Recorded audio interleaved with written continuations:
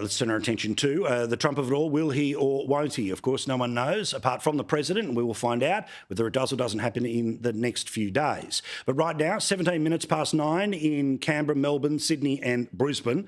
Right now, it is 17 minutes past 2 in the afternoon in Israel. It is 47 or 13 minutes away from 3 o'clock in the afternoon in Iran, and it is 18 minutes past 7 o'clock in the morning in Washington, D.C. Now, just as I joked and told you about last night, that despite the apparent urgency of the president having to get back from the G7, the reality was that it probably wasn't that urgent.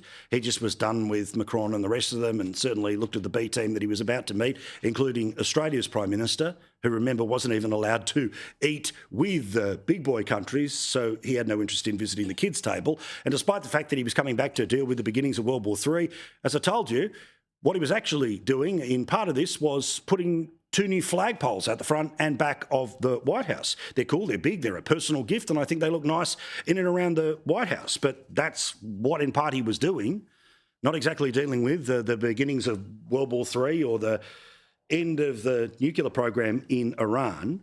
And as you've heard, he is not telling anyone what he's going to do right now, and he won't decide till a second before.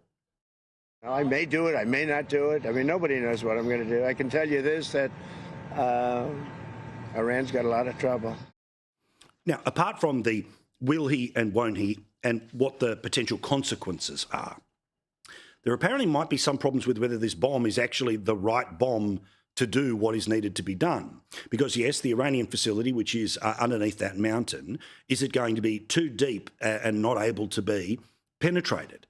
Well, as you know, it's only American planes that can fly it there, and it is only the American bomb that is able to drill its way as deep as those particular areas. But apparently, according to The Economist today, America's bunker-busting bomb is not sure if it's going to work when it comes to Iran. In terms of the stakes about whether he should or shouldn't do it, and everyone's got a view on that, a reporter who literally almost died covering issues to do with the Middle East works for Fox News and was on Fox News with Jesse Waters today, explaining what the pros and the cons are. And they're always more complicated than it might seem. The pros you laid out earlier. Look, you get rid of Iran's nuclear facility. That the US is the only country that can do that.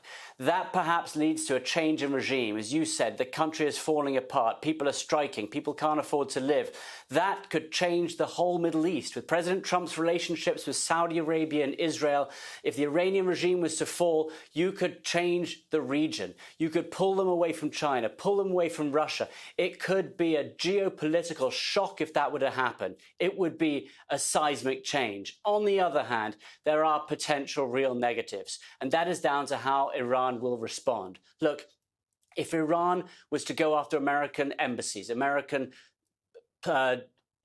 ships, American bases, and Americans were killed, it would quickly lead to escalation. America would have to get involved further and further. If they shut the Straits of Hormuz, the oil prices rise. If they use their countless terror proxies around the world, we could see an outbreak. Yeah, so it's not one and done. It's not drop it and walk away. There are consequences. We'll all find out together whether the president is going to go there. But we certainly know the internal MAGA fight about all of this, about whether they see it as a one and done or whether they see it as opening the door to going back into a forever war. Well, we all know about that in the past few days. Donald Trump was asked about all of this, and put simply, he says he is MAGA. It seems like this issue on whether or not the United States should strike is kind of dividing a lot of your supporters. No, my supporters are for me. My supporters are America first and make America great again. My supporters don't want to see Iran have a nuclear weapon. And one of the issues worth noting here is that this internal MAGA fight, however principled or not principled or look at me or whatever the heck it actually is, well, that all of this amuses the left, because remember, the left are not going to ever turn around and give Trump credit. Instead, they would love the idea of a key part of his supporter base moving away, because they, of course, are utterly invested in the Trump presidency being a failure. And they see a fracturing of support for the president from his hardest core supporters as something worth laughing about.